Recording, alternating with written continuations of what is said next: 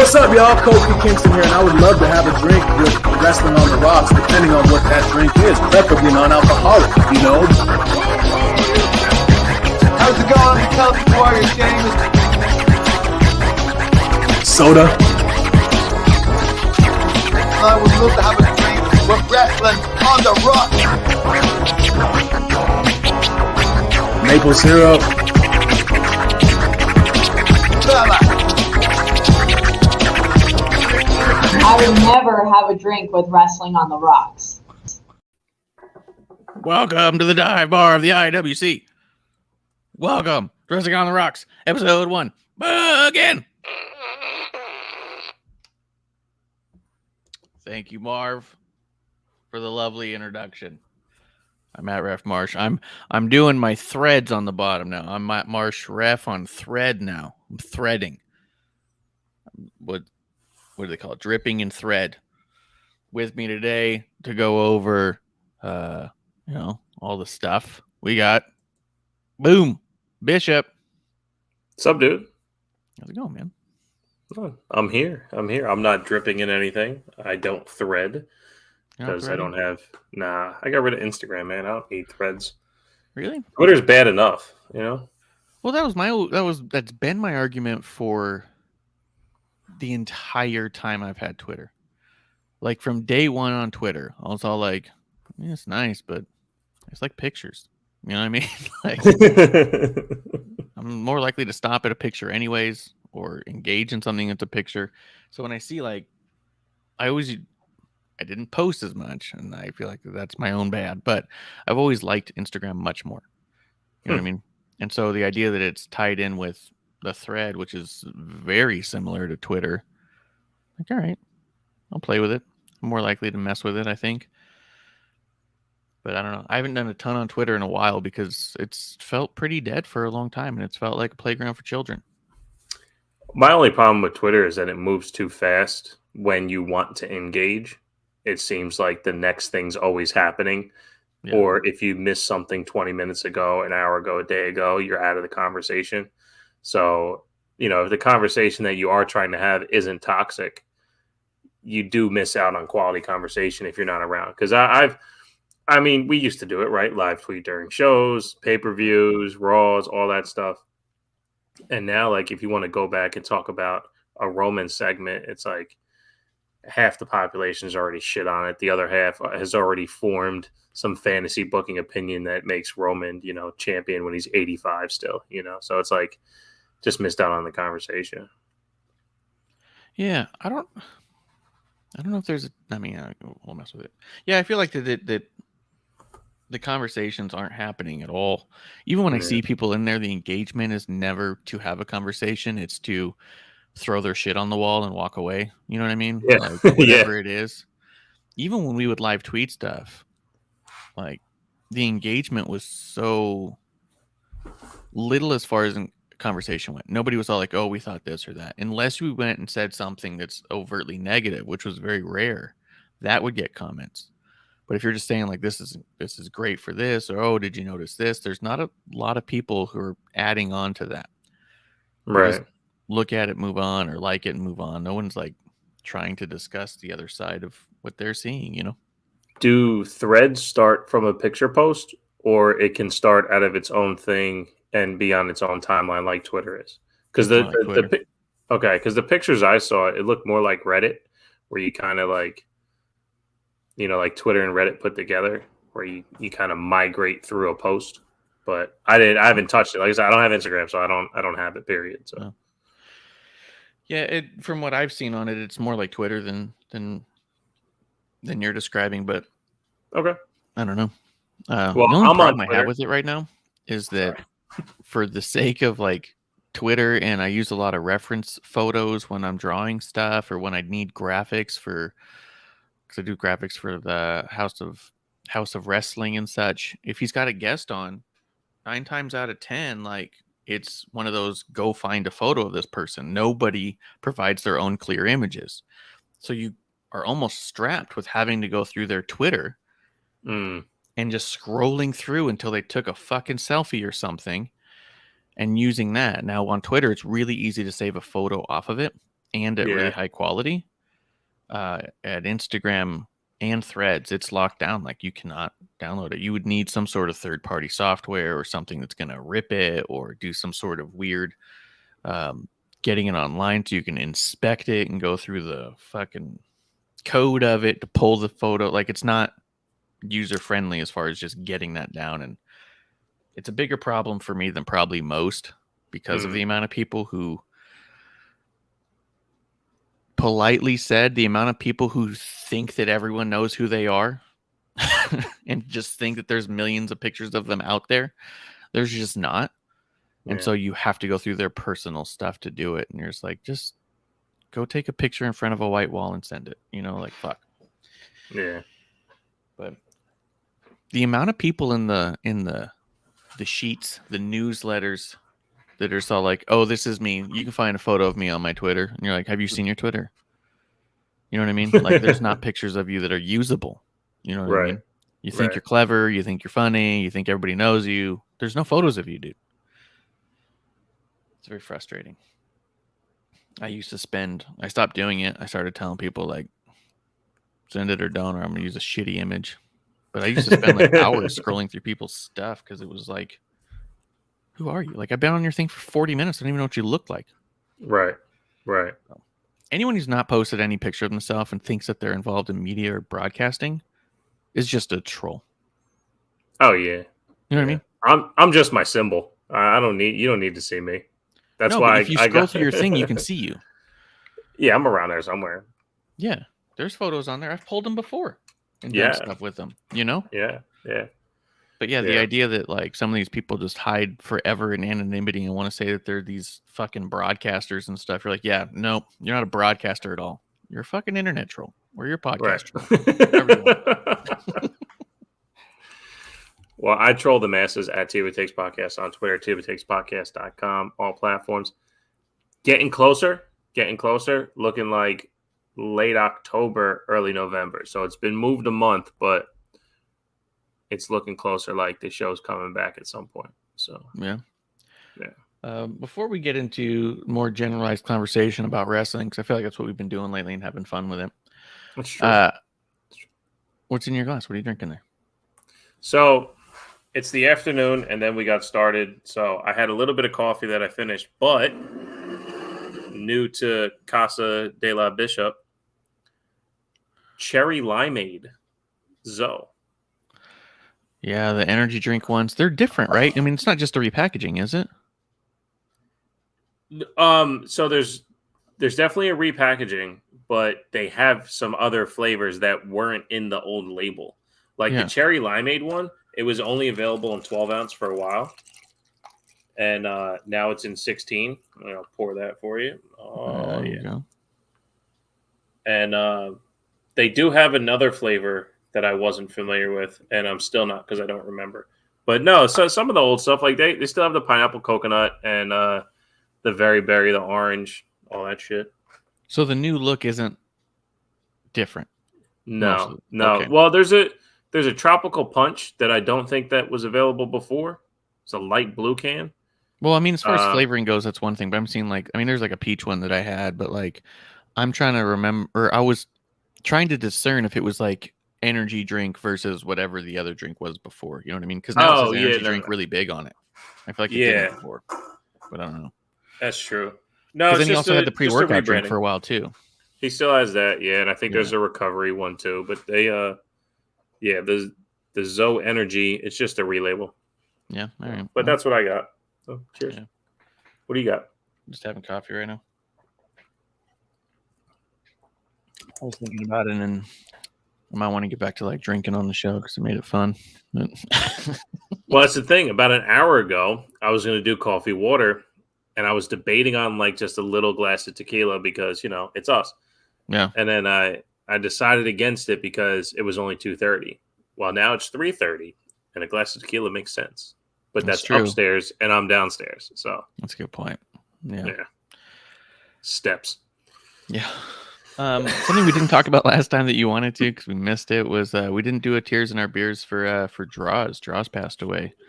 Yeah, as soon as we got off the show, man, I texted you. I was like, son of a bitch, man. Tears in Our Beers for Draws. Yeah. Yeah. I know a lot of people have been talking about his different careers and stuff, and I haven't heard anybody say they talk about him being an LOD as being like something that was strapped to him and this horrible thing, and how sad for him that he was part of the LOD for a little bit, and there was no what could he have done? Like they're kind of like skirting around the idea that they hated it and that it was a bad idea, and it may have been a bad idea for sure. I could see why people would think that and why it didn't work, but my memory of it was so positive. I remember thinking LOD 2000 was so fucking cool. It made LOD cool again. It absolutely did. That's all I remember is how cool they became. I remember them looking so dope and fitting in where before they looked like these old school guys. And I know that one of them was gone because of the drinking. And so it was Draws and Sunny and wasn't it Animal? Yeah. And I remember thinking like when they did that, I was like, oh, that makes sense. Draws makes sense. He should be a Road Warrior. That's fucking cool. Like, I just remember thinking it was so cool. And I was young. You know what I mean? He was the only one, too. He was the only one that was believable to be a part of the Road Warriors. At that point? Like, well, I mean, you never saw anyone else on the roster that you got, well, why don't we put Val Venus in there? Oh, yeah. You know what I mean? Like, you couldn't, I don't think you could have picked a more perfect person for it. Yeah. You know?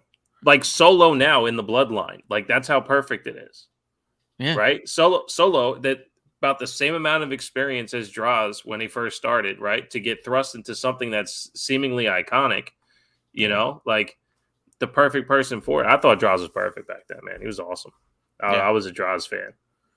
I thought it was badass, and I agree with you. I thought it made it cool again. Where before, and also this is all obviously with the idea that we didn't grow up with the Road Warriors and the territories. So I understand why a ton of people go, "Oh, this isn't what it used to be." You're right; it was not what it used to be. But as a kid who wasn't familiar with all that other stuff, this was really fucking cool because the only stuff I had seen of the Road Warriors was WWE by that time. And so when they came back and looked just like they did in the old tapes that I would see, I was all like, oh, those old guys are still doing their thing, I guess. Or when they repackaged it this way, I was all like, oh shit, this is cool. You know? Yeah. Can I tell a semi inappropriate story that I have about Draws? Yeah, go ahead. All right. I don't know if I told this on this podcast. I might have, might not have. I believe I've said it out loud before. So I was like 15 years old. So this is like 2000, maybe 2001, playing golf in the middle of Maryland somewhere. And this guy comes up to me from another hole across. And He's like, hey, man, what's up? He goes, I just got to tell you, man, you look like my old roommate from college. I said, really? He goes, yeah, man. You know Draws? I was like, what? He's like, yeah, you look like. He's like, can I tell you this story? He's like, yeah. This one time, I walked in on him. Banging this chick with a hot dog, and then he put it in the microwave and made her eat it. It's like, you remind me of Draws. Like, do you want to go get a hot dog together? I said, what? And it was right after he broke his neck. So I don't remember what year that was, but it was in that time frame. And we had talked briefly about his current state and all that. But like, I'll never forget that story. I can't. It traumatized me at such a young age. But I'm pretty sure it was a consensual act. I don't think he made her eat the hot dog. But that's my Draws story. Anytime I think of Draws, I think of that. But it makes me smile also knowing that by all means, he could have been a bad guy. I know we have to say those things now when telling stories like this. But I was a fan of Draws in the ring. I was a fan of Draws the persona. And I was definitely a fan of Draws of that story because this guy said I reminded him of Draws. I've never done that to anyone. It's never been a goal of mine to do that to anyone. But the story lives on in my head that this guy said I reminded him of Draws. So. It is pretty neat. I mean, and also like you said, without knowing a lot of the details, there's a lot of people who are into a lot of things. You know what I mean? It may not have even been his idea. Right. It may have. Who knows? I'm just saying there's a lot of parts of the puzzle we don't have other than he did a hot dog thing with his girl and the guy walked in on him. Right. And everything outside of that, we don't know. And he microwaved it. So he at least cooked it first, you know? I don't know. That's what I was going to say. Like, fresh out of the microwave, you think? Or you think he, like, microwaved it so it wasn't cold? And let it cool for just a minute. You know what I mean? Yeah, I didn't ask him any details. I was laughing, so I don't Did he? But you at least asked, right? Ketchup or mustard? No, I didn't. Come on.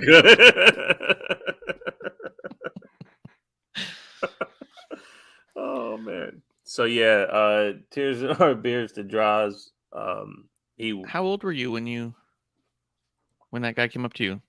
Either 15 or 16, something like that. I was on vacation with my dad. So you look like a young Draws. That's cool. Yeah. At the time. Yeah. No facial hair. I was probably bald then, too. Yeah. That makes sense. Yeah. Huh. I mean, that's cool. That's cool. Yeah. I would have said, "Hey, Dad, can we have a hot dog with this guy? I want more stories." And Dad be like, "Get in the fucking car." basically.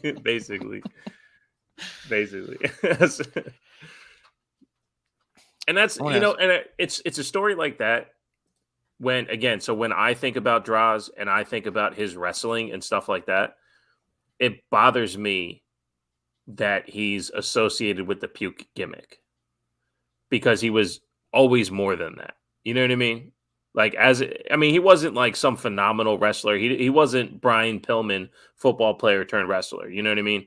But he was more than just a guy that came out and puked. He was more entertaining than that. He was more fun than that. He was more talented than that. So, from what I remember thinking puke was pretty cool because I just remember there's no bones about it. The scene with him and Vince was iconic in that Beyond the Mat film. There's just no way you could ever talk about him and not have that go through your mind. You know what I mean? There's also almost no way you can talk about Vince McMahon footage in general and not have that come up. You know what I mean? That's true. Just the amount of times I've even heard people talk about like, oh, well, Vince says that they make movies. Well, it's from Beyond the Mat, right? And then, we make movies here. And then it's always followed up with like, oh, do you remember he's screaming, we're going to puke, right? It's just the whole thing was really iconic. And that in itself was pretty cool. I liked puke. Okay. I liked the LOD thing. Towards the end of his career, he was doing like this weird kind of punk rock thing with mesh shirts and stuff that I remember I was just like, not sure what the fuck was happening. You know what I mean? Like I I felt like maybe he was just being, I mean, I don't know if he was being anything. It was just, I didn't know what the fuck it was or what we were doing. And at that point, to me, he just became Draws. He was just a guy on the roster. And I think if the accident hadn't happened, I think he would have gotten past that and into something bigger. He just had a big personality. Did he bring in Albert? No, there's no way. He probably worked with him, but I don't think he brought him in. Albert had been around. Matt Bloom. Well, that's what I meant. I'm sorry. Did he help debut Albert because of the? Yeah. So I just looked up. Drozdov started to build a stable of wrestlers who shared his bizarre lifestyle. He added Prince Albert to his faction, his personal body piercing artist. Yeah. Yes. Yeah. So that's the debut of A-Train, Albert, Matt Bloom to WWE was through Draws. Yeah, I remember that too. That's cool. Yeah. So that's what I mean. Like that's why, like, I remember more than just a puke thing. And to be fair, too, I'm probably the only wrestling semi-super fan that's never seen Beyond the Mat. So you never seen it? No, I've seen clips. I've heard about it. I've never sat down and watched it. So that's probably something I should do. The more time that goes past it, the more fascinating it is. I mean, in the moment, especially when you're young and you're kind of in it, you're just like, "Whoa, my God, this is this." When you can watch it now with hindsight, it's even more fascinating. And I watched it, was it last year? I think I put it on for a producer lady because she'd never seen it. And I was like, you should see it. It's pretty crazy. And we put it on and like, yeah, she was like, this is insane. Like, this is what this was. And I was like, yeah, because there's a lot of like backstage ECW stuff too. Oh, okay. And now that I'm working partnership back then. Yeah, I guess that would have been why. Yeah. Realistically. Cool. But now that I work with John Rezzi, I kind of want to watch it one more time and just because he was backstage for a lot of ECW stuff. I don't think he was backstage for when they were filming. I think he told me, but I still want to go back and see what footage they have and what they use because you never know, you might see a little Rezzi in there. Very nice. But yeah, it's one of those ones that and Bret Hart's Wrestling with Shadows is one that I need to rewatch. Yeah, I just remember being fucking fascinated by it as a kid. I watched it 100 times. Yeah, I don't think I've seen that either. I think I just always liked wrestling. You know, like the promo me, get to the ring, let's have some fun. I was just always a fan of that. That all the other stuff never really did it for me. You know why the other stuff did it for me is because I didn't grow up with tape trading. I didn't grow up with any tapes that weren't WWE tapes, and I didn't grow up with any of the magazines. So to me, this was the only look that I had, right? I wasn't a smart fan by any means, you know. When I was young, I wasn't looking for that stuff. Even I would see like Pro Wrestling Illustrated and flip through it and be like, well, I don't know these guys. These aren't WWF guys. And I put it down and pick up the WWF magazine. You know what I mean? So like when suddenly the WWF guys are in a movie that the WWF didn't put out, I'm all like, oh, what's this? And so that was kind of my first introduction to anything that seemed real backstage, right? And when those things came out, I don't think that I was smartened up to it by that time either. I was a late bloomer getting smartened up to it. I defended that it was all really legit for a long time. To be fair, I don't think I've ever been smartened up to it. You know what I mean? Like even now, like the way I watch some things now, I still don't necessarily understand how you can do what Seth Rollins and Riddle did and it still be like all professional. You know what I mean? Like there's still some type like I get it. It's a non-sanctioned fight, right? Like this isn't athletic commission boxing fighting, right? Yeah. But there is a winner, there is a loser, and in the middle is some fighting.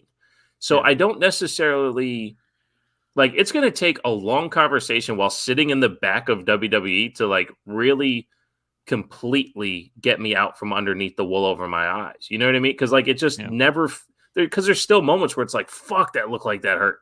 You know, fuck, she really got her, you know, or he really got him.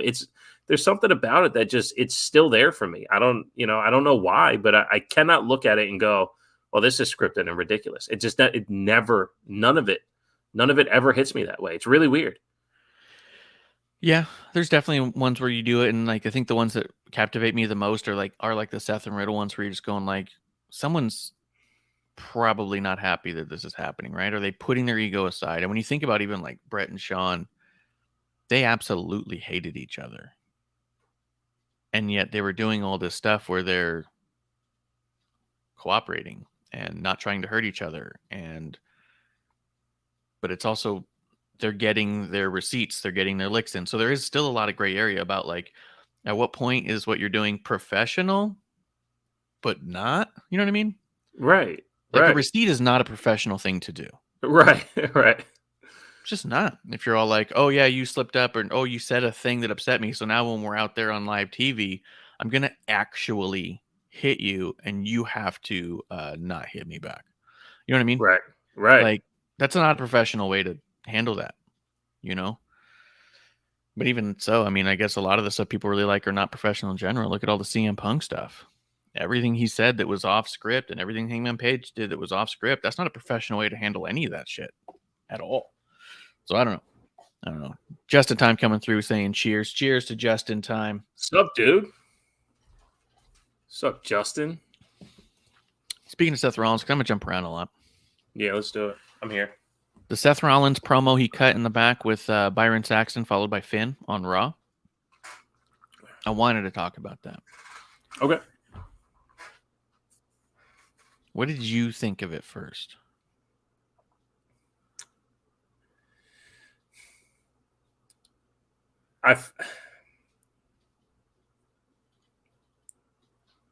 That's a tough one because it's bloodline adjacent where it's like it's really good. It's kind of what we just went through, but unless something actually changes with Finn, it means nothing. So like something has to change here, and it's not because it's the same Finn that just lost. So you know what I mean? And then he's even like getting funnier or less serious within the Judgment Day if he's masking his pain of it breaking up. So I don't know. So like the execution was awesome. The content, it's all the same shit. So what'd you think?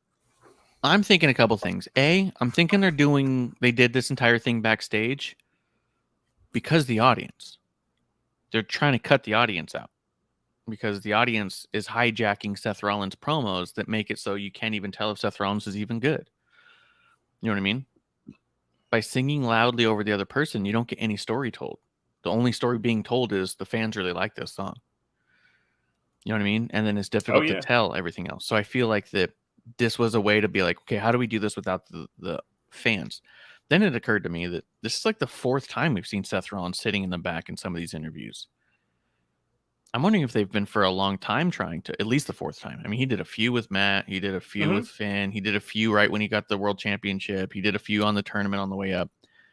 I wonder if for a while they've been trying to mitigate fan reaction to present Seth the way they want him to, regardless of if it's flat or hot, right?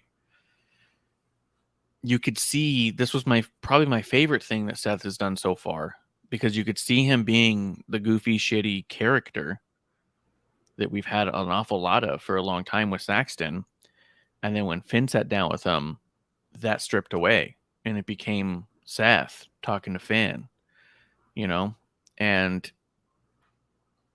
I liked that a lot because it felt like there was it felt like as much as we, especially me, have talked about there's just clearly Seth putting it on. This feels like they're starting to acknowledge it on screen. Of course, that's a thing he's putting on, but is that maybe part of a tactic? You know what I mean? Is he? Oh, you mean the flash, like the flamboyance? Yes. Is a put on? Gotcha. Okay. The dancing, the singing, the laughing, all of that's a put on and doesn't come off natural, and it comes off pretty phony. But is it phony if we're not made to believe that that's who he actually is all the time? Right. If he's like, well, when I get out there, I'm going to do this and put on the goof and get into the head of my opponent, right? Maybe it's psychological. Is it really getting to the head of the opponent? I don't know. Is it more trying to get into the heads of the audience? I don't know. But this showed a moment of, yes, that's a put on. because he was doing that and even talking with a different kind of voice altogether. Hey, Byron. Hey, Saxton. All this stuff. Yeah. And then the second Finn was there and he was like, sorry, Saxton, I gotta, and then it was all like, yeah, see, that's a put on. It was an acknowledgement of the ridiculousness isn't who he is, which is a lot of things I've seen even critiquing that character is no one's like that. No one behaves like that. Well, they're also acknowledging, yeah, he doesn't all the time either. It's not like we're meant to believe he's that way on an airplane, So I really liked that particular aspect. I think the reason I'm okay with the Finn thing being, quote, different or not different from Judgment Day is because I think that it's kind of showing that there too. Maybe Finn is a little bit different when he's around his friends than when he can just strip down one-on-one with the guy who's actually been tormenting him, whether he wanted to admit it or not. You know what I mean? Him making that comment, I want to do to you what you've done to me, and I want to take your career and forever change it.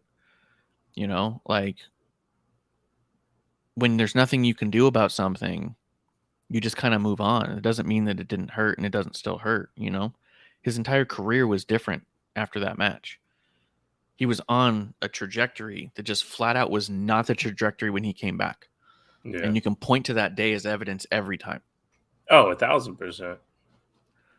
So I like that because it added a deeper layer to Finn. And I think it showed, again, a dichotomy within one person. Can we have two versions of somebody?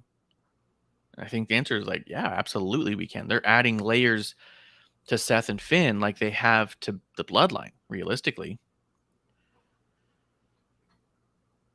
The camera shots were pretty dramatic. Yeah, it was lit pretty dark, very ominous, but it was not ominous. spooky. Yes, but like Yeah. they had the like the washout lights above them. You Yeah. can even see the curtain coming down, so it would wash them, but like not the back Yeah. behind them. I think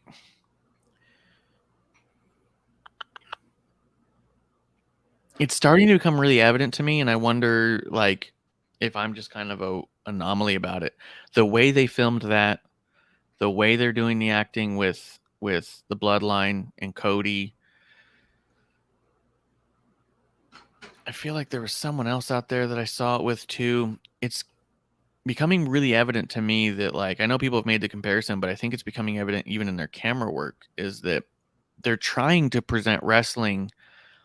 This is the closest we've had to wrestling looking like Lucha Underground. They want it to look like an HBO show. They want this to be Breaking Bad. They want this to be The Sopranos. But they also want to keep it in the confines of the wrestling business. You know what I mean? And I don't know if it brings me in as much as often. Yeah, I mean, so there's a lot to unpack there, and I think I'll agree with you that they're trying to present these two characters with more depth than we have before. One of my biggest disconnects with wrestling, period, is when a character changes but the wrestler doesn't. And this is something that Seth does all the time. Seth wrestles the same way all the time, and it's great. But when his character changes, he doesn't quite heel it up more or babyface it up more. He gets to his spots, he moves as fast, all that stuff. When wrestlers leave companies, they use the same moves, but they don't use a different name. And it's like, so where's the new coat of paint? Whatever. And that's kind of my thing with Finn. I think Finn does wrestle a little bit different, but he needs to like gain more success, become more dominant over someone besides Carmelo Hayes. How do we get him to look like he is going to take that title away from Seth? So as far as the non-meta stuff of it or non-production value stuff of it, I can see how the layers are getting there, but we don't have time for layers because SummerSlam's in 2 weeks. So what are we building towards? Are we building towards another match at Survivor Series?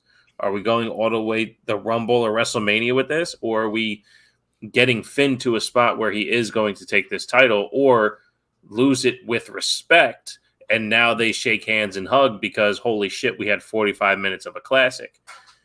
But everything that you were saying had more to do with the external value of that. And I've noticed that about the Cody stuff too. Not every time he comes out is it the cut and paste get to the woes or the second woe or the third woe or the fifth woe. There's times he comes out, they cut the music so he can do the interview. He waves to the crowd. They get rid of the chanting in ways. So I do like that. I do like that they're trying to attempt to make that happen. Maybe that can happen with Bianca sometime, where she doesn't have to run down the ring and then huff and puff on a promo for fucking 20 minutes. So yeah, I mean, there is a style change in how it's being presented. It is that mix of like a Parks and Rec, but on HBO, like a Succession kind of thing, where it seems like it's single camming all over the place. And this is where we're following and flowing and trying to gain more intensity with the cameras. That's cool. I do like it. Because not everything can be fun and flashy. So, I mean, if we're going to get presentation changes, then hopefully we get execution changes too. So I was thinking, you're saying like we don't have time. I think this is part of the issue that I'm having with the general product right now. Like, as good as I think a lot of it is, I don't feel myself as heavily invested in the can't miss concept of the show.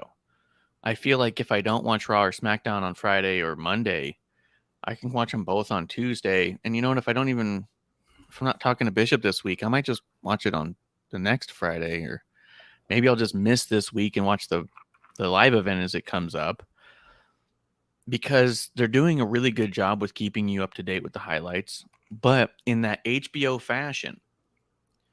I'm going to get back to the character layering.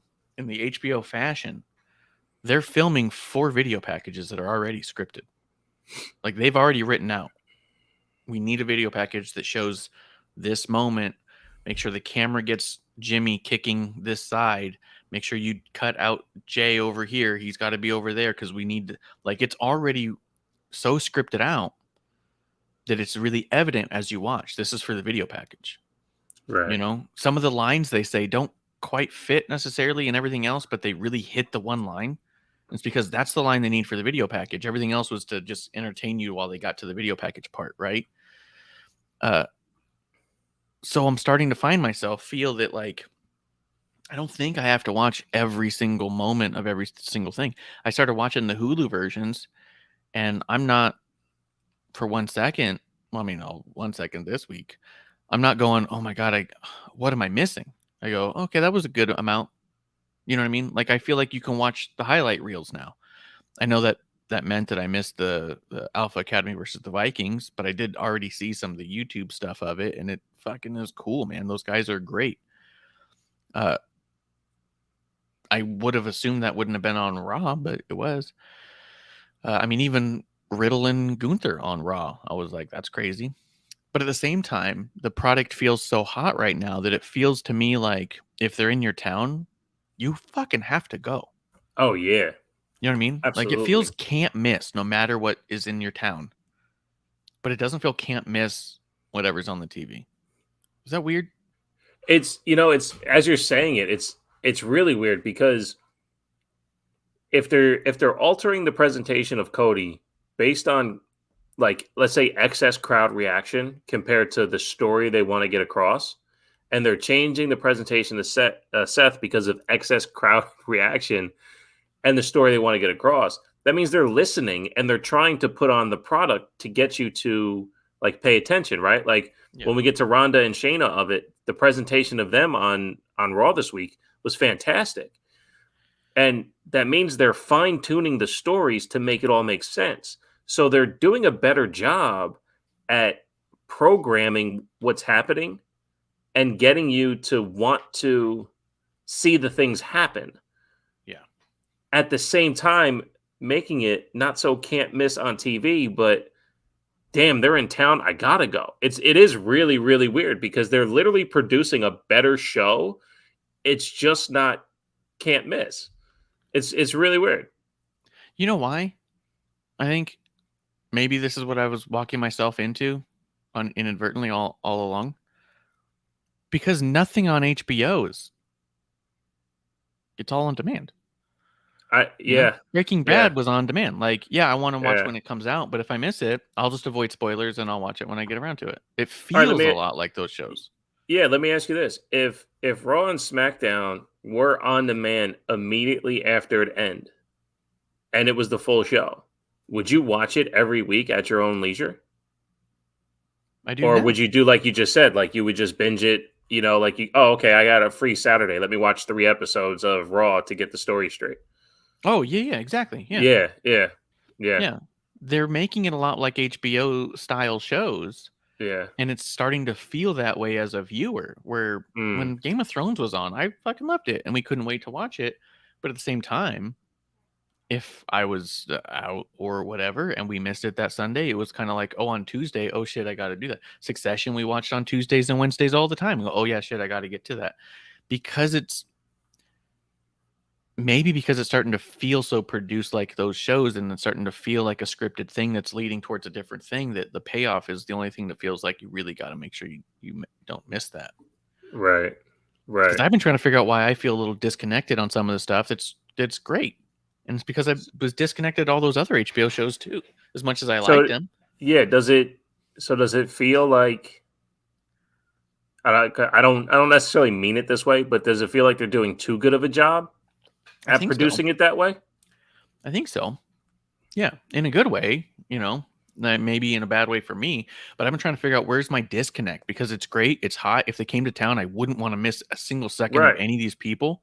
But when Yeah. it drops on fucking TV, it's like you said, Stranger Things comes out as a whole season. If the Raw season dropped one day, I'm like, oh, let's get through this. There's some great stuff going on over here. Yeah, exactly, exactly. Yeah, that's like so I just got into Succession at the end of this season. I heard a lot of people talking about it. I was like, all right, let me check it out. So I downloaded all 4 seasons and we're in the middle of the fourth season now. And in the beginning, at the very first season, I was gravitating towards characters and I'm trying to figure yeah, out where am I going with this. And then in like the second and third season, they pulled me away to other characters. And now in this fourth season, like I really don't care how it ends. Like I'm kind of like over it. Like there's it, a lot of people by the fourth season that I just really didn't like, and I had the people I really wanted to, win. Uh, because of just that character I liked, and I felt like they were actually a good person involved in a shitty atmosphere, where other people I thought they were a bad person making bad things worse. And that's kind of what it came down to. I was like, it's a little bit heelish, a little bit baby faces, right? But like in the beginning, there definitely had people who I was more into than others. And then by the end of it, I was like, no, fuck that person. They gotta go. You know. Um, but yeah, I'm wondering if Raw is or Raw specifically, but SmackDown's getting there too, especially how they presented this last week. You might be right. I think you hit it that they're trying. I don't know if it's intentional, like hey, let's do this like HBO, but I do think they're trying to present it in a way that's a little bit more adaptable to how things look like today. But yeah. it might be to a detriment because they're not that style of show. Well, but that's just it. Is it does change the idea of that style of show, right? So it's like where before I'd watch wrestling because it was like anything can happen in the WWF, and oh, you'll never know what happened on live TV, and like there's still an aspect of it's live, but outside of that, you're kind of watching live Succession. You know what I mean? And I've been to theater. I've watched Broadway. You know what I mean? Like this is definitely the Avengers on Broadway, but there's an aspect to it where I'm all like, I don't know, just maybe it feels more scripted now than ever. I wonder if Raw and SmackDown are better live now then. If it is, if it like, because I hate going to Raw. It used to be Oh yeah. too segmented, very like there was no fluidity to it. It just felt like this is a TV product. I Yeah. wonder if it's better in person now than it was then. When Yeah, it could be. comes to you know what I mean? Because like Yeah. if you watch Broadway on TV, it doesn't hit the same. But when you go No. to a live play, it's fucking incredible. Yeah. So I wonder if it's something like that where you kind of got to be there. Because I mean, house shows, pay-per-views, they're not the same as Raw and SmackDown. So I wonder if that presentation is going to be a little bit different. Yeah. And to go back a little bit about you saying like, hey, we don't have time for character development. I feel like that is the whole point to me now, is that they're stretching out all these stories. Every story feels stretched out to me. there's a balance between a story that needs this long to tell and a story that has to go this long to tell. Like, you can have a short story that you drag on for a book, but if you only needed a short story to tell it, at a certain point you're just repeating words and talking in circles to get you to the amount. Um like what was the Andor we watched? And the first 3 episodes we saw, and we said this was 3 hours of TV that needed a Star Wars story, not a Star Wars story that needed 3 hours to tell. Because it was a 10-minute story, right? And I think we're at a point now where they want everything to go on as long as the Bloodline's going. And so sometimes you're just watching these really slow beats. The Finn and Seth beat is just that they're adding character development almost to me, as of showing that they can show a different side of these characters. But again, to your point, it's completely irrelevant to the match we're going to be having that we already know we're going to be having. Right.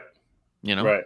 It's irrelevant to that. This is the video package part that I'm talking about. This is when this is the heavily scripted video package to get to the match that you need. So my friend who only watches the premium live events can watch on SummerSlam and go, "Oh, that's a really cool little back and forth they must have had." Man, that's really unfortunate too, because a lot of the video package back in the day came from the execution of something that was part of the story, not something purposely executed to put in the package.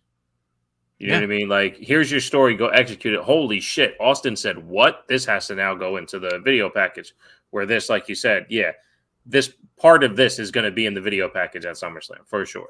The video packages used to be music videos that hyped you up. My Way or the Highway was not a video package with a whole bunch of quotes that cut back and forth. It was a bunch of moments and action shots of The Rock and Stone Cold, and the song itself told the story. These two heads are coming to a collision, and neither one can back down. My Way or the Highway.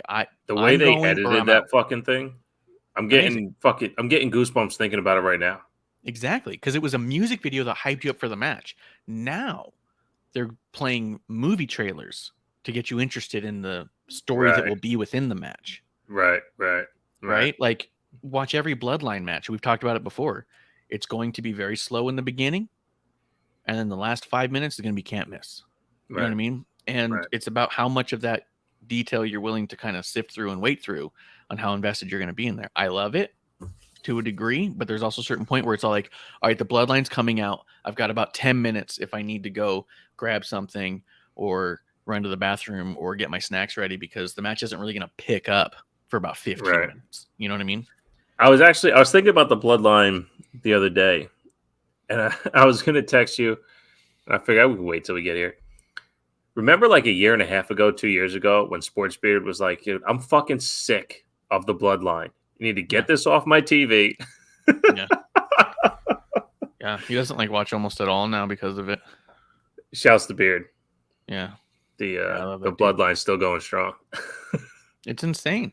And I know too that, like, because that's another one of the things we've talked about. I know there's friends I have outside of what we do here that I talk to who watch wrestling, and I've asked about what they think about Bloodline and stuff. And they're like, I've been back and forth on Roman. Sometimes I'm okay with it. Sometimes I'm just over it. I've had enough of it. But at the same time, you cannot argue with the fact that it's the number one moneymaker. They had 40 minutes of Bloodline last week on SmackDown, and it was the number one cable television show for the week, not for the night. Like, the last time that happened, who knows, And the highest rated stuff was the Bloodline stuff, because I think it's like HBO. People are like, you got to see the story. And people go, oh my God, this is wrestling. Not a single wrestling thing happened. Right. But the story's that compelling, right? Right. And I'm starting to wonder if some of these people aren't on there just trying to be noticed by HBO. You know what I mean? Like, that's very possible. That's a good call too. Like before, when Hogan wanted to do Hollywood and The Rock wanted to go Hollywood and Stone Cold decided to try acting, it was a lot more difficult for any of us fans to be like, oh, that person would be great in movies. They can really, really act, Even Cena had a struggle there. Well, you couldn't send them a reel of you doing a bunch of matches and be like, trust me, there's a lot of acting in here. You know what I mean? Yeah. And all those characters were themselves turned up to 11, they would say. That's pretty much how I am. It's just a little bit more me. Was that really acting? That's pretty much how I am. I don't think anyone believes that this is pretty much how Roman is. You know what I mean? But this is going to be a reel that he can send to anyone in Hollywood and say, "Oh, this is my range in a 3-minute segment." Oh, dude, the week we didn't come on and record, and he gets down on one knee, and as soon as he took the lay off his head, I just turned to the missus. I go, "Watch, he's going to try and make himself cry. Watch." Yeah. And then he just watch him try to make himself cry, and he does. So that's immediately going on the Hollywood reel for sure. Yeah, absolutely. I did it live. Yeah, you know what I mean, and it's great. Yeah, it is great for that. But there's also, I don't know. I guess like right now more than ever, as much as I've always been like, hey, we're talking about the same things. I do think there's starting to be a divide of, and I think more than ever, of the sports entertainment versus the wrestling. Right?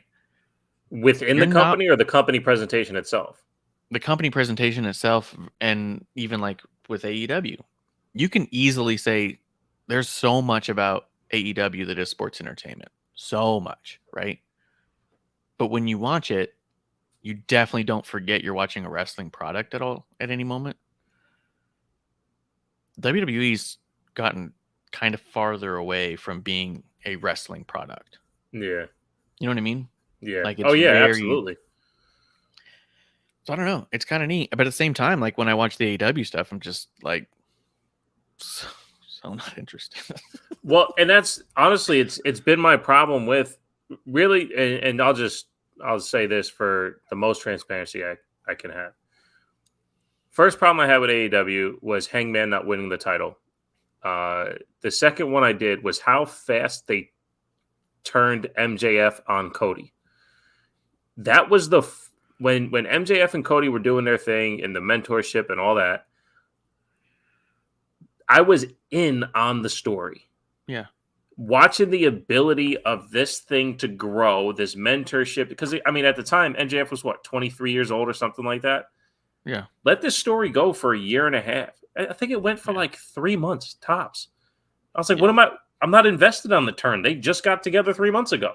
They just started the company 10 days ago. Like this, what am I invested in? So like, it's the inability to hook the story to keep going. I forgot what wrestler said it, but I heard it a while ago. Wrestling should be a story where the match is the blow off. Yeah. Right? Like that's what you're building to the match, because after you fight, this shit's over. So that's where something, and honestly, that's one thing AEW kind of does, is they get to the match and then they don't fucking touch that shit again. Yeah. You know? But where's the story beforehand? And that's what bums me out about an AEW product where, they did the Hangman Kenny thing for fucking 4 years because they had 30 minutes of total screen time in 4 years, and they go, hey, this is long-term booking. But it's not, because there's not a consistent story to hook you. Yeah. And that's, but anyway, that's what turned me off of them, because the story beforehand, they just dropped the investment right away. Where WWE, it seems like they're trying to get you more and more invested, like what they're doing with Shotzi on SmackDown. Someone who's faltered a bunch. They're trying to give a new opportunity to invest and really get some traction going. I hope that's what's happening with Shotzi. I just don't know that I have faith that it is, because WWE drops the ball all the time too. With Shotzi in general, she's come and gone. We just used Nikki Cross after we just repackaged her all together to make her seem like a crazy person so she can get some wins, and she's gotten none. She just gets fucking slammed by Ronda. Shayna. Shayna.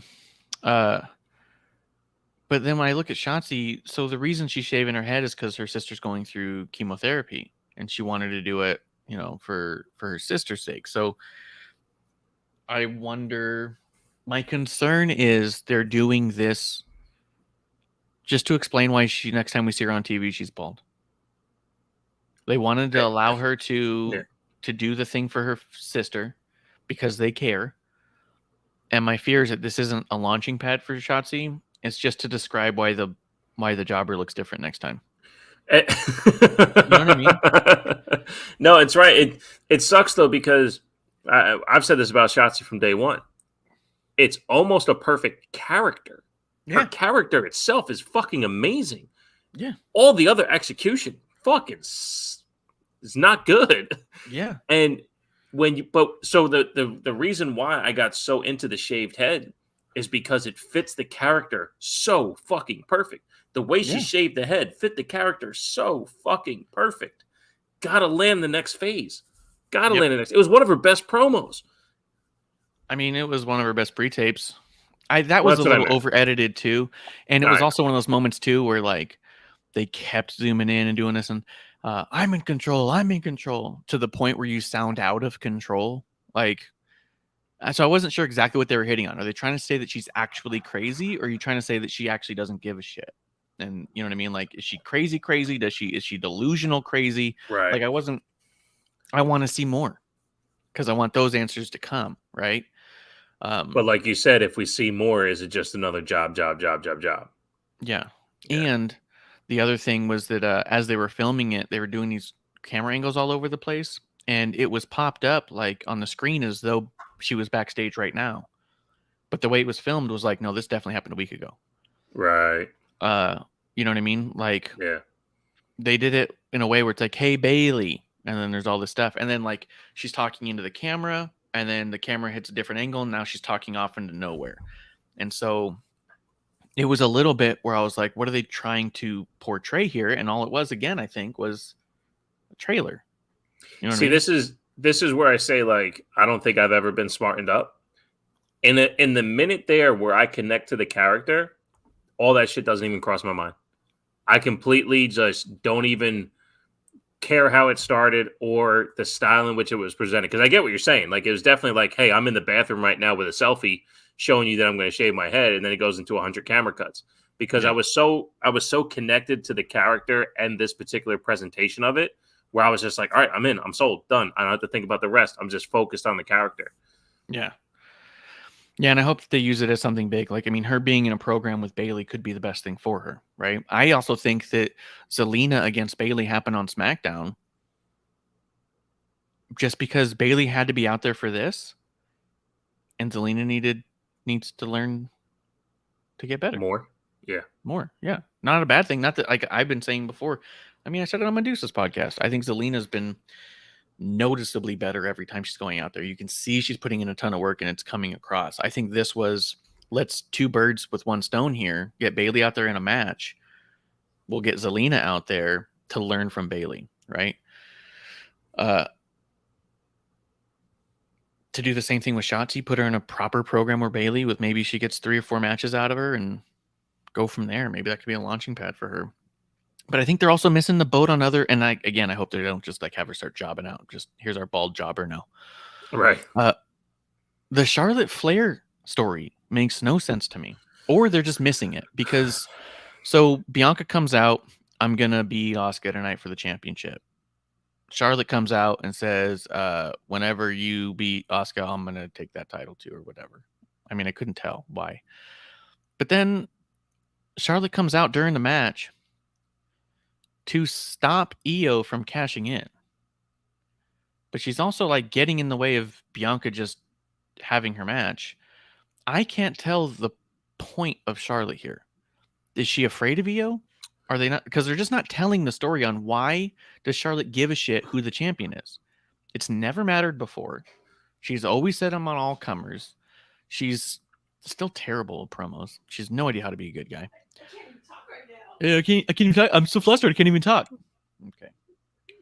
Right, yeah, right now being the words that she put in there. It's like, no, always, but that's fine. Go ahead. Always, you don't know what you're saying. But they have failed, and I mean they as in everyone involved in this, failed to even hint as to why Charlotte gives a shit about Io cashing in.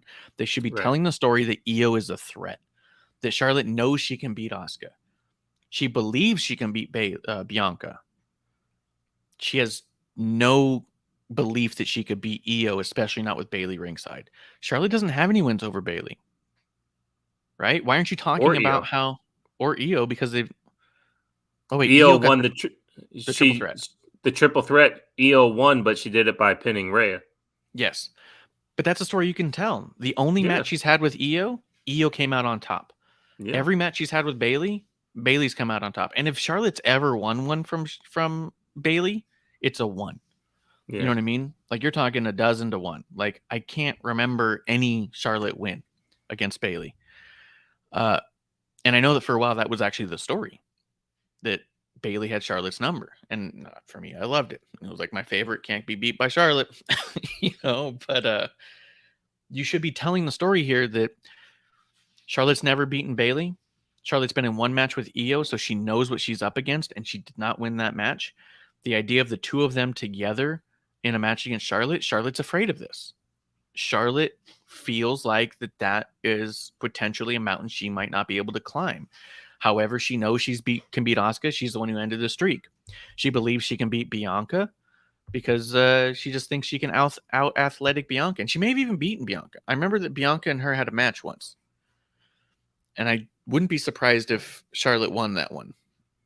Because I remember specifically watching it and saying, look at Bianca double time so Charlotte can't fuck it up. But they're failing to tell that. You have Charlotte being involved in everyone's business and not explaining why. I think there's an amazing story right here that's just not being presented. Io under Bailey's tutelage, Charlotte doesn't have a chance, is the story, Yeah, I did. Charlotte beat Bailey at the 2017 Rumble while Charlotte was the champion. And Charlotte beat Bailey in Hell in a Cell 19 while Bailey was the champion. Other than that, though, it is a lot of Bailey wins. Like decisively, like you said, like if it's a win, it's 1. It happens to be 2. So, and then in NXT, there was some victories as well, but nothing to the magnitude of, like we remember, Bailey being on top of the feud for sure. And even in NXT, I think those are like the triple threats and 4-ways that Charlotte won. There was 2 singles matches, but they might have been tapings. Like I'm not saying gotcha. But no, you're right. There's definitely a lot of so there's like a TV show taping in 2013 where Charlotte won, and I think there was 2 with Charlotte as champion that she won. Yeah. And so Charlotte knows how tough Bailey is to beat because she's only done it twice in all those years. Right. What about of any consequence? Yeah. Yeah. What about Charlotte versus Bianca? It's going to take a second to get to, but I will. I think but no, I agree with you. Look, we talk about this all the time on episode 1 that we can spend most of the episode making it a Charlotte bashing show because there's so many inconsistencies in her character work, in her promo work, and really everything that she's presented with that it's just not who she says she is. Charlotte beat Bianca February 26, 2020 on NXT TV, and that's it. And I believe that was to see who was going to face Rhea at the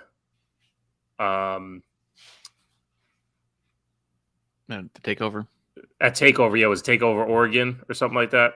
Then Bianca beat Charlotte on Raw. Then, yes, by DQ. Okay. Oh, so by DQ. So no, and for the Raw Women's title, she won by DQ as well. Yeah. So there was a DQ in 2021 October, and 2 weeks later, same thing, a DQ. Yeah. So that's it. Okay.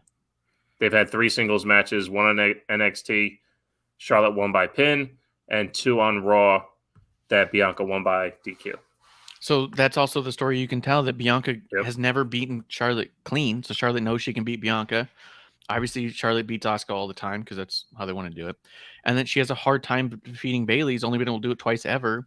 And she's been in one match with Io and is nervous that she won't be able to beat her too, especially with Bailey ringside. Like, why aren't you telling that story? This isn't even a Charlotte bashing concept. This is a storytelling bashing concept. Oh, yeah, for sure. Like, but it's also, though, like, again, it's my fault for picking out Becky to be my favorite back when they were in NXT.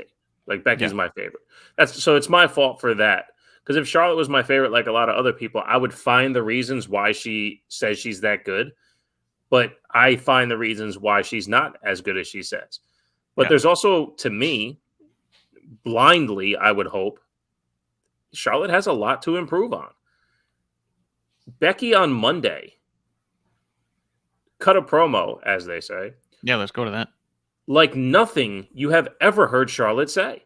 Nothing like you've ever heard any other woman and half the men's roster fucking deliver. So the ability to say words into a microphone with attitude, with inflection, with meaning, with something that resonates to your own failures while lifting up your opponents, while showing the hunger and desire to be as great as you say you are. And that was the whole point of Becky's promo. It was fucking incredible. And just to hear something like that come out of Charlotte would let me know, hey, we got something here. But all we hear from her is, well, I'm the best, and I do this, and I do that. And you might be good, but you're not Charlotte Flair. Daddy catchphrase. You know, like it's just, it's, if she didn't have that to hang on, and I'm not even saying it this way, as far as she wouldn't be this without being Flair's daughter, because I don't think that's true at all. I think she is athletic, as everyone says. I think she does have the talent that everyone says she has. Her execution is completely off. But if she didn't have a woo to fall back on or the dad's music to fall back on, is the presentation even worthy of the stats that have happened? And I just don't see that. Yeah, it's one thing to say that like she didn't get where she is without being his daughter, which I think that, like you said, I think she could have gotten here regardless, right? I mean, there's a whole lot of what ifs there, but if you strip away being Flair's daughter from her current character, what do you have? Exactly. Like, what is she? Who is she? She's everything she says and does is contingent on because I'm Ric Flair's daughter. You know? Like, imagine the challenge. So, like, when Cody comes back out to do a promo or an interview on the stage and they don't get to the full music part of it, right? To where the crowd doesn't do, whoa, none of that. And he just delivers the interview responses. There's a connectivity there that he has with the audience. Yeah. Can Charlotte come out without her music and do an interview without saying woo and connect with the audience? I don't think she can. I don't think she can, yeah. So that's what we're talking about. That's the style of character, you know, engagement with the fans that someone like Becky has. Yeah. Let's talk a little bit about the Becky Lynch thing because you were talking about it on Miz TV. Miz is starting to cut a promo on fucking Pat McAfee. Are we gonna get Pat McAfee versus Miz for some reason?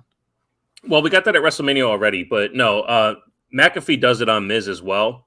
The golf tournament he was talking about. Yeah. Last year the Miz placed in last. This year he finished second to last to those who finished the tournament. The Miz sucks at golf. Yeah. But the point of bringing up McAfee is because McAfee was also in the golf tournament and he's still, I believe, WWE family. So it's just one of those things. It was just a dig. Okay. And it's a dig because he's a bad guy versus a good guy. So he can't say something nice about him, but he still wants to say, hey, guys, look at what I do with Pat McAfee. Exactly. Yeah. Because, you know, when they're at the thing, you know, all the characters come down. They're good people and all that shit. So, yeah, it was just that. It was just acknowledgement. Yeah. All right, cool. Because I definitely don't want to see any more Miz McAfee. Yeah. I want to see a lot more McAfee. Becky Lynch did fucking kill it. She was out there in pajamas, which I like, but she looks so comfortable. So fucking comfy, dude. It's like she's just missing the slippers, I guess. But yeah, she's out there in pajamas.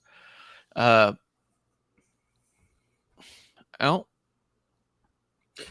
here we go. Ready? Yeah. That outfit, by the way, compared to what Bianca and Charlotte were wearing, right? Mm-hmm. I get your thought on pajamas, but it's also from Adidas, so it was athletic wear. She looked sexy and athletic at the same time without putting on a cat bodysuit on. Is she sponsored by Adidas? No, but I'm saying that also makes you seem like a big deal. You're coming out in an Adidas tracksuit kind of concept. Oh, yeah. You look comfortable. You look good. You look, like you said, athletic, but you also look like money. Yeah, and that's like, because I've come on here again shitting on Charlotte about Now that she said it, Not producer lady said like Snoop Dogg. Yeah, he comes out there looking really comfortable, but very expensive. Oh yeah, for sure, for sure. I've commented on how Charlotte doesn't do herself any services by wearing heels and looking less athletic than she does as the athlete she is, wearing clothes that aren't flattering to her figure and things like that. Where Becky came out in pajamas, as you said, and she looked fucking incredible. Like there's a way that you can present yourself to make you more attractive to the audience, not just in physical adoring, but like the actual presentation. I don't have to think Charlotte looks hot to know that she's attracting my viewership. You know what I mean? Yeah. So like, how do you gotta flatterize yourself to the eye to get people to give a shit. But I don't know. I love Becky so much. She's amazing. Yeah, there's our fashionista moment. The Trish Stratus stuff, I'm way over it, and I just don't think Trish is very good. I think she's okay. And I think that every time she's out here doing this stuff, it's a bigger highlight of how much better Becky is at this than Trish. And everything Becky said was true, and it's kind of one of those things where you're like, yeah, it's easy to agree with all this. My thought at this point, if they're going this far in, Becky has to have a good match with Trish to let this go. Because I feel like we're beating a dead horse here because they haven't been able to have that. Yeah. And I feel like that at the end of it, it won't necessarily, if they have a good match, it doesn't even have to be incredible, but if they have a good match, then they can let it go and it will be worth it to them. Not to me and what I've seen, because none of this is worth it. I don't care how good this match is. This has been a lot of wasted TV time watching mediocre performances and then Becky highlighting. And a lot of bad matches to get here, which I didn't need. So I wouldn't say it would be worth it for me all along, but it would be worth it for them to be able to hang their hat on that, but we got to there. You know what I mean? Yeah, and I think that's a good example because when you look at the Lita match that happened, it was like a 3-week feud and then a fantastic version of what that match is supposed to look like. You know, it wasn't the greatest match of all time, but it was up there for really good matches that year. So like that's all they need. That's all they need to hang their hat on, So I agree with you there. Now, and this is again the stretching it out thing that I was talking about. Keep going. Yeah. In the real sports world, there's always that conversation, would this particular player from today, could he have played back in the 70s or the 80s or the 90s? This is the real life version of could Trish be the GOAT if she came up in this era? And it's no. It's no, because not. Could she have wrestled in this era? No, Trish couldn't, because really for what wrestling is, this is what she would have brought, and she would have failed. Here's the thing that's, I think, frustrating for me as a big fan of all these people and the legends even. It's not a bad thing that an industry passed you by, right? Like, it needed every step of the way to get to where it is. It needed Trish in that moment to get to where it is. It needed Paige in her moment to get to where it is. But the industry passed you by. Like, it's just gotten it's like technology, right? The original sticks of RAM were incredible. The 128 megabyte hard drives were incredible at the time, but the industry passed you by because it started doubling. I think of it all as like a tech thing. Every upgrade was a double. You had 8-bit, 16-bit, 32-bit, 64-bit. It's because things double when they're going. They're able to, and that's what's going on here, is the women had a really slow start. You were talking about kilobytes for a while, and they're at an era where they're doubling every year, their quality. And so that's a good thing. You needed the kilobytes to get to the terabytes, but we're in a terabyte world now, and you're still playing with megabytes. And you're coming in to show us how good megabytes still are. And you're like, yeah, bring back the iPod. But it's to me, I just wish that some of these legends could acknowledge and accept that that's where we're at. You know what I mean? Right. And that's one Right. of the biggest frustrations and I think issues with some of them coming back. I mean, some of the guys do it too, and some of them can still go and you go, "Oh, you were a top-notch piece back then, but also what's doing it now?" Like Stone Cold and KO was perfect. KO did a lot of work to make sure that it Oh would, yeah. Yeah. right? The thing is though, is Stone Cold wasn't going to let KO do all of the work. He did as much Well, as he could, right? And I feel like this one feels like somebody at the top of their game with anchors on them, dragging them through. yeah, You know? I think maybe look, maybe we should give Trish a little bit more credit for wanting to try to play ball to today, where when Yeah. you look at Austin, his hits, they just lasted longer. They lasted the test of time. You know, for instance, if Ivory came back now and wanted to do a promo battle, she'd wipe out half the women's roster because that Yeah. was her hits, you know? Yeah. So like that wasn't Trish. So because Trish can't play that kind of ball, her hits, like her match with Charlotte wasn't too bad at SummerSlam a couple years ago because it was they decent. stuck in the pocket. They stayed in the pocket. The more Yeah. Trish is getting outside of her legendary pocket when she is megabytes trying to fuck with terabytes, that's where the disconnect is, you know? Yeah. And I think that there's a good thing to that. It's good that the industry passed you by. Because if it didn't, that'd be a problem. You laid out a foundation, hopefully, and you tried to elevate something before you left that allowed it to be able to get so far that you can't keep up. But at a certain point, it's just this is another one of those ones where I'm like, they're making the story last too long. Yeah. Like you said, we had 3 weeks with Lita and a match. Great, move on. We had a nice little thing. At this point, this has been like 6 months. And who's it helping? Exactly. And we're just I waiting think we for the talked one about match that. to be done. Yeah. Yeah, I think we talked about that on the last episode one that, you know, if it was getting Zoe to a certain point, cool. If it was elevating Becky to the next level or cementing Trish to a higher level, sure, but it's not really doing any of that, you know, unless it's more internal within the three of them that, all right, they go back out and then they go over the tape with Zoe and they're like, here's Zoe, we're going to end up handing the fucking reins to you. This is what you got to watch out for and all that shit going forward. Because she's getting something through osmosis, but it's kind of not on us to allow them to do the work study program, you know, on Raw. Yeah. Yeah. Yeah. It's just tough. A lot of this stuff's just dragging on. I mean, even so, I didn't get to see the match we talked about earlier, Viking Raiders versus Alpha Academy in the Viking Rules match. We finally had this match, but this story's been going on for like 6 months too. Valhalla came back how long ago? Yeah. And every week we were saying, just watching it, we're like, why is she just standing there? I wish she would mean something. I wish she would do something. This has been like a 6-month story leading to this one match. Did we need 6 months or like 3 months of a stare down and then 2 months of one move during a match to Right. get to here? You know what I mean? Like some of the stuff is dragging on and I don't know why. And the Becky one's one that's taking way too long. Alpha Academy and Viking Raiders, I feel like kind of happy they finally had that match, but I didn't need to see everything to get here. What was cool about it, and maybe they can do stuff like this again, but for it to be a Viking Rules match, which of course nobody knows what the fuck that means. But it was a 6-person mixed tag, no rules. So the women were able to fight around when the men were. That's really cool. I don't think I've ever seen that before. To not have to worry about like, oh, well, the women tagged in, so now the guys get out. No, this was just a whole, let's do all the fuckery around each other and see what happens. I thought it was really neat. Yeah. That's cool.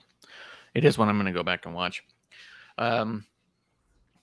Chelsea Green and Sonya Deville beat Liv Morgan and Raquel Rodriguez. Do you think one of them, there's no way Raquel's actually injured, right? Like you wouldn't actually have this match if she actually really had an injury that you're trying to cover up. Right. And she got enough action. I thought she did okay selling the knee. Yeah, I really don't know. And again, maybe this is them telling their story based on how things are going, right? I come on here every time on episode 1 and go, you know what? Wasn't a Chelsea fan, but it's actually kind of working. She's actually wrestling pretty well. She's actually understanding what her character is. This is kind of good. So if this is their reward for being put in this position, then hey, by all means, now let's do something with it. I feel like everyone in here was a better version of themselves during this match. Yeah, Raquel Sonya's was better. really good, right? Raquel was really good. Sonya was better than she's been in a long time. Sonya winning with Mandy Rose's running knee was nice. Liv Morgan's gotten so smooth in the ring. I don't think she gets enough credit for that. I still hear people talk about how she's just this cute, petite blonde that the guys like, but she's no good.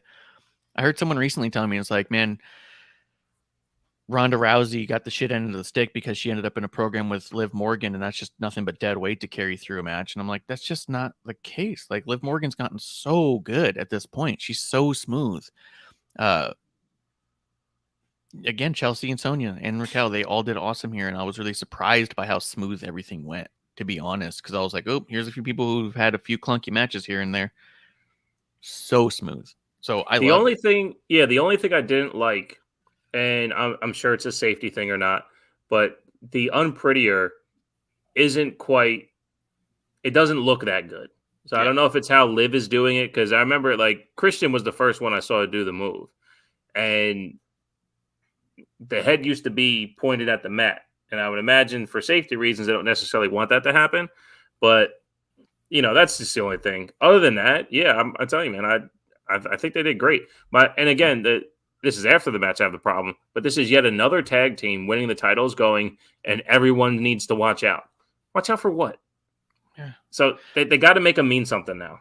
And we say that all the time, too. And they're starting to really hot potato those tag titles. Like at this point, I love the tag titles so much, and I'm so tired of them meaning so little. And this didn't make it feel even any more important. It felt like all of a sudden Liv and Raquel got it because Shayna looks like Liv and Raquel's first defense. They lose it. Like, are they just not a good tag team? You know what I mean? Like, I don't know the story you're telling with these titles, but I don't feel like it's elevating very many people at this point. Now, whoever has them, you go, oh yeah, I guess they're the tag champs. Yeah.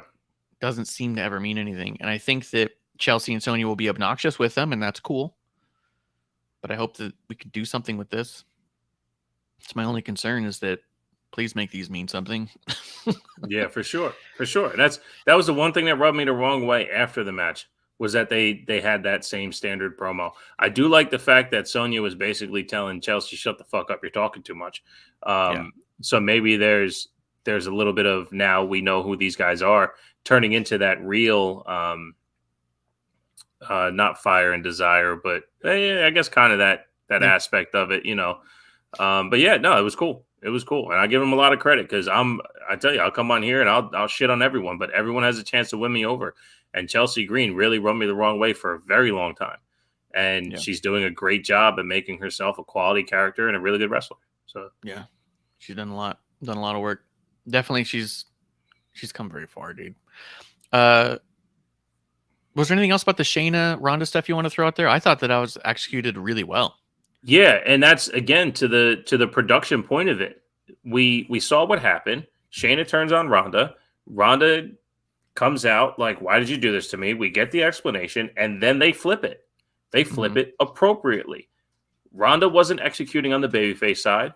She now stands on high ground. She talks down to Shayna. She tells Shayna, "You're just a knockoff me. You ain't shit without me." And boom, flips the script. Now we have it's heel adjacent, heel babyface adjacent when it comes to Shayna, because we don't really have sympathy for her, but we will. And when we do, there's going to be a cheering for Shayna when she beats Ronda. So I'm all for it. And if Ronda wins, she's going to win in a way that is going to just fucking dismantle Shayna to give some adversity going on. It's not going to be a cheap win. And if it is, it'll be cheap. Go fuck yourself. Ha ha, I won. So it's definitely, they delivered in a way that makes you care a little bit more and gives them more opportunity to explore in this match. Do we need Shayna as a babyface? I don't know. I don't know if she can pull off her crazy asshole character as a babyface. I don't know. We'll see how it plays out. My only concern is that we're still at a place where beating Shayna or beating Ronda doesn't mean anything. So this does feel like it's in its own pocket. This feels the most like a Cody verse that we've seen in the WWE for a while, a little Ronda verse. So this what will be about important because I'm involved? But you're like, but it doesn't matter. So what if we dial it in on just the two of them and it's them? It's a them thing that's happening. It's not necessarily about who the win works for, who the loss works for. How does their story develop? Because I don't think this won't be a one and done, right? I think it is. That would be unfortunate. The whole thing has felt so rushed that my first thought was, and it was before they even said anything online, but I turned as soon as at SummerSlam, I turned to Gabe and producer lady and goes, I was like, is Ronda's contract up soon? Because this felt so rushed that I think they're trying to get to a Shayna Ronda match, and I think that's what she wants to have before she leaves. And then like 2 or 3 days later, it was all like rumor is, and I was like, or they just watched the same thing I watched and guessed. Right. Well, she signed a 3-year deal when she first debuted, and then she took the year off for the kid. So that would make it a 4-year deal, but it's Mania to Mania, right? Maybe. I don't know when she came back. She came back on a Rumble.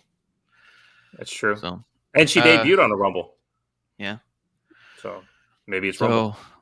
It could be Rumble. Maybe we do 2 and done. I don't know, but it's or maybe they just run this thing all the way through till the Rumble, and they just stay in their own pocket and do their own thing for a while and let everyone else be damned.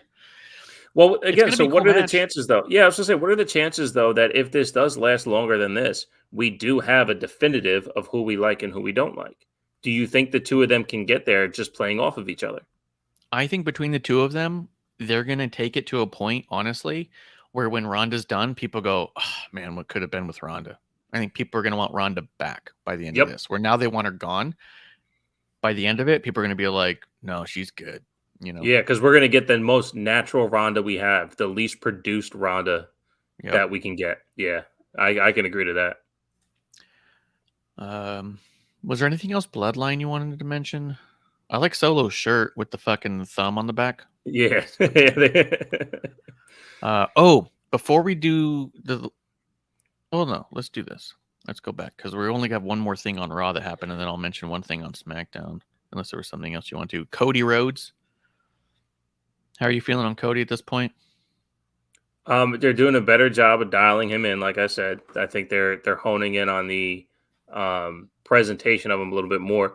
But yeah, less is more. And he comes out, he gives you a little bit, and then he gets out. I love the non-extra exuberant version of him, where it's like, give me Brock Lesnar. I need to fucking. No, you got Brock Lesnar, you got your fucking ass kicked, okay? You came out here, and I love. All right, so now I'll shit on him. This guy switches up his catchphrase now, right? Like, I don't have a catchphrase, but you come out here and you say, what do you want to talk about? Now it's, what do you guys want to talk about? And the cadence doesn't even sound good out of his mouth. It's funny. And the first time he said, what do you guys want to talk about? Little Bishop Jr. goes, wait, he messed it up. That's not what he says. It's like, well, it's not on a shirt. Right. So I guess it doesn't matter. I don't know. Matter. No, it's cool. Shirt. It's cool. It's getting the less is more, and it gives you a reason to see what you want. He got the come up, and it's cool. He needs a he needs a different stomping walk because he did it again. Running to I love it. I love it. Long live the Bushwhackers. Yeah. I love it. The cartoon prospector. Yeah. But listen, there is still a disconnect. Don't let the song fool you. He's in Atlanta and he says the word hard times and there's barely any reaction. So, like, you know, I don't think that was meant to get a pop. Well, he layered it that way. And, you know, I never really want to say this, but this is my hard times.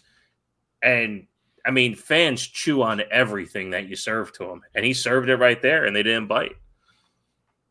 What did you think they would say? Cheer his hard times? And I thought the response was what he was going for. Hard times is so iconic because of his dad, and they're in Georgia, where Cody's from. They should be throating everything he's putting out there, and they didn't. Honestly, I don't think they really. Nah.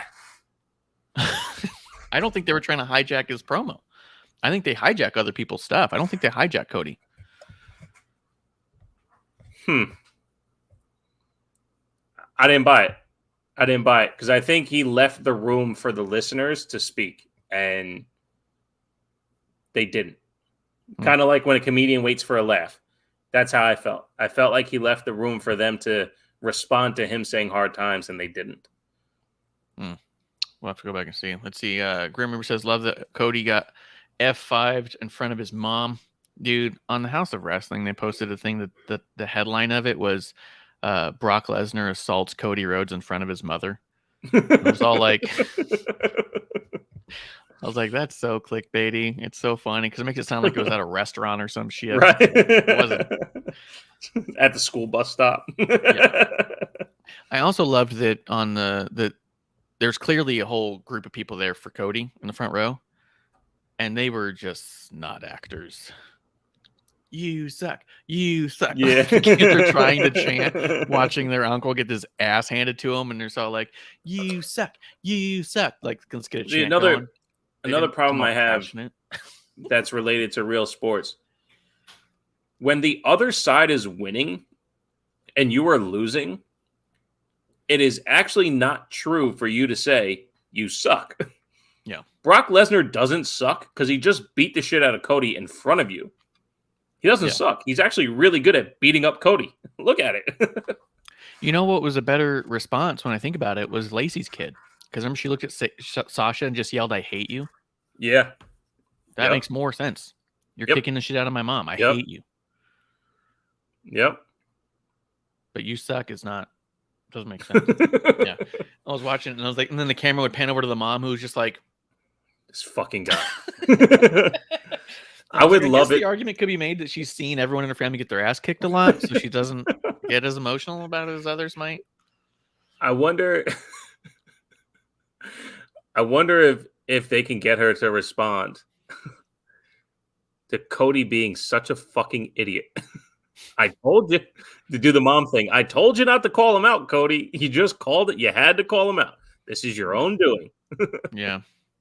When will you learn? When will you learn? You know, I used to tell your father. Let's see. I did really like the Kevin Sammy Judgment Day stuff. I did like all that. Just to wrap it up on a little something special here. I was watching the Fatal 4-Way with the United States Championship Invitational. Really good guys in there. Santos Butch, AJ, and Waller. So fucking good, man. I love Waller so much. The thing that I also noticed is they had a LA Knight come out. Almost as because everyone pays attention to what LA Knight's doing. He's so fucking over. Dude, they gave him the Cena shot. Remember they tried to give the Cena shot to Gargano and then they stopped because it didn't work? Where they pan out and show the crowd and then they hit the music so you can see the crowd's reaction. And with Gargano, you thought it was a still photo, so they just kind of scanned back in. This one, they were panning the crowd like they do when Cena comes out, hit the music, and everyone jumped up. LA Knight. Everyone going fucking nuts. I'm so happy for that. But I also caught the point of it. He goes, I'm going to be in a match next week on SmackDown on FS1. It was a commercial. It was make sure everyone knew that SmackDown, how can we make the most amount of viewers know they're on FS1 next week and not regular Fox? How incredible that they're like, we need LA Knight to go tell them because they're listening to him. Yeah, and he was the only one because he's in the second group of 4.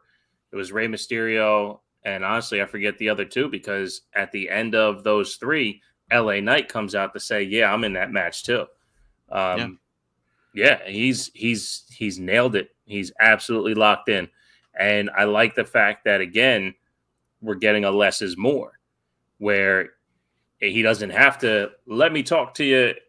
Walk down the ramp while the crowd builds and builds and builds. No, he's got a fucking 20-second spot to absolutely nail it. Get the crowd right in the palm of his hand. Back on out. Everyone's still cheering. Next time we see him, he'll have a quick little promo, get in the ring, and then during all of that match, ups and downs, riding on the emotion, is LA Knight going to win this? Dude, there's so many of his shirts out there. Every week we're seeing signs from him. So fucking cool, man.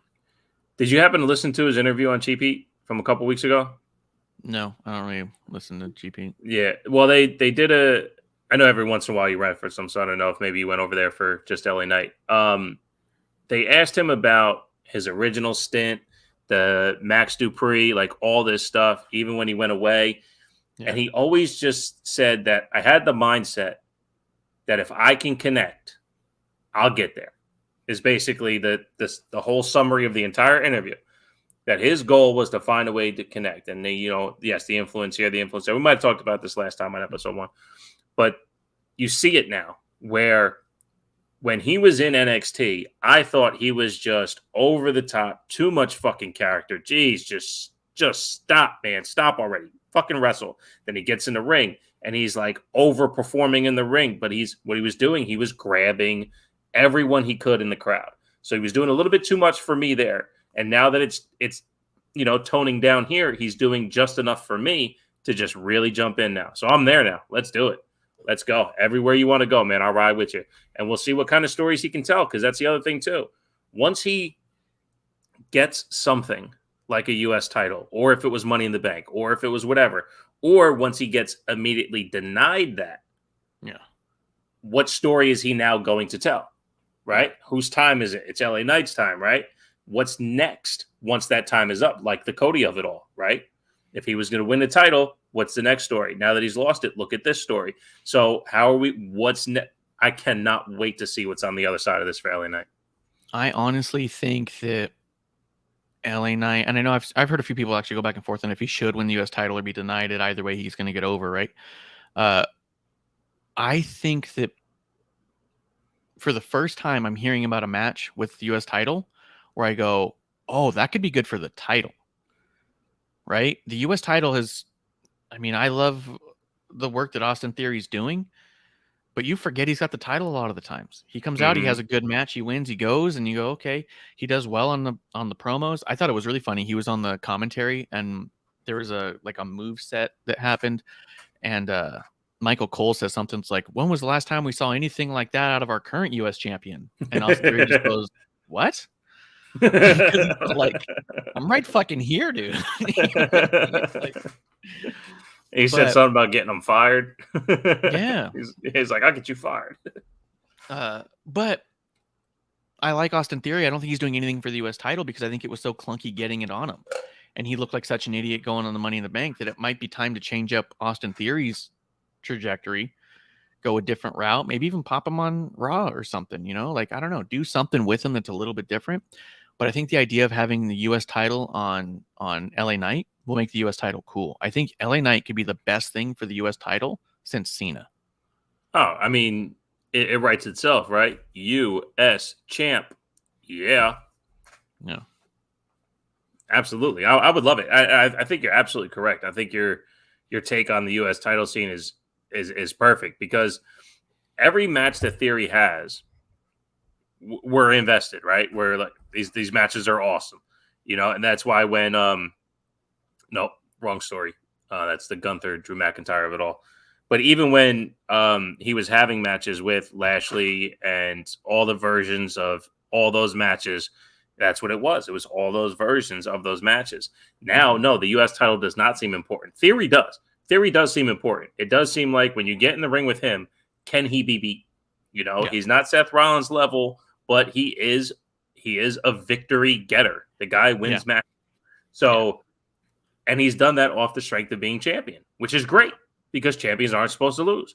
So, what's next? Maybe you're right. Maybe the best thing for both the title and Theory is for LA Knight to win.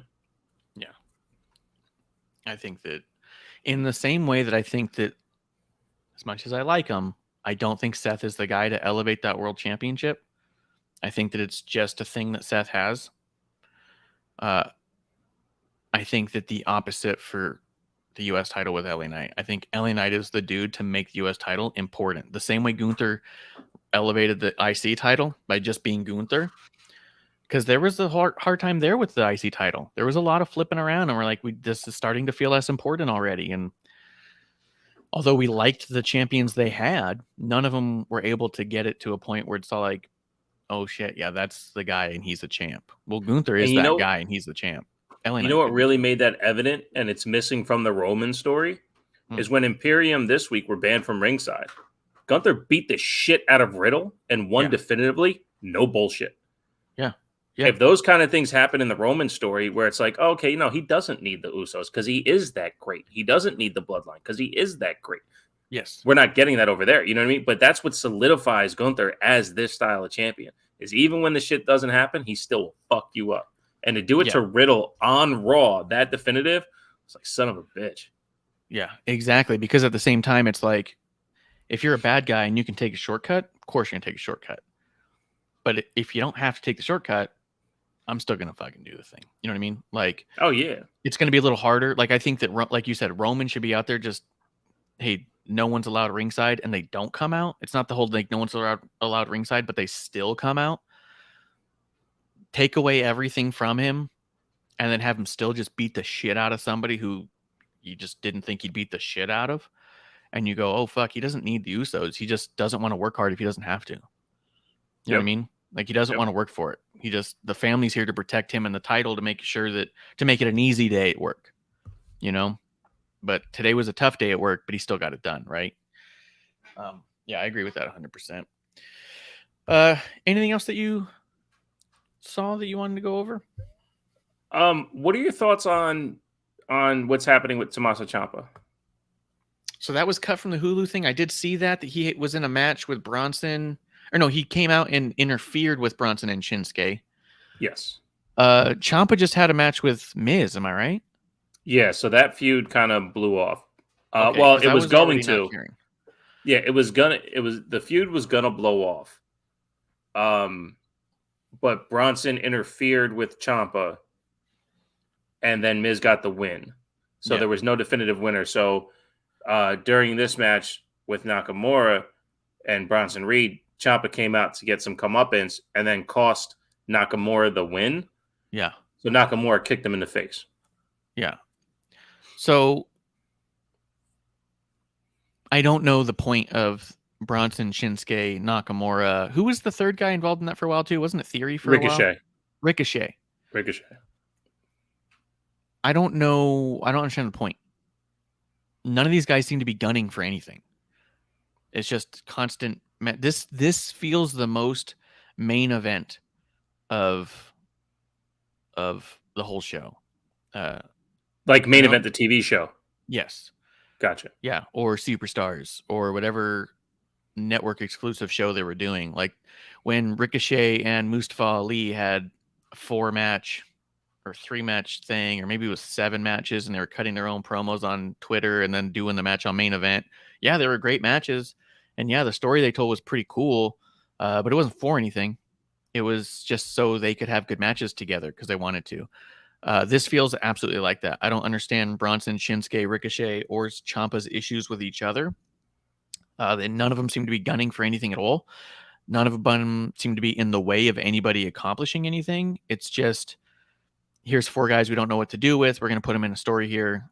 Which isn't a bad thing. It's very Attitude Era, you know. But I don't understand why I meant to care to a degree other than I like all 4 guys a lot and want them to succeed. Right. This feels like a holding pattern for them. We don't know what to do with you, but we want you on TV. Well, do you think it could lend to quality development, not just a holding pattern? Like, do you think this is something that at the end of it, Ciampa can look like some type of contender?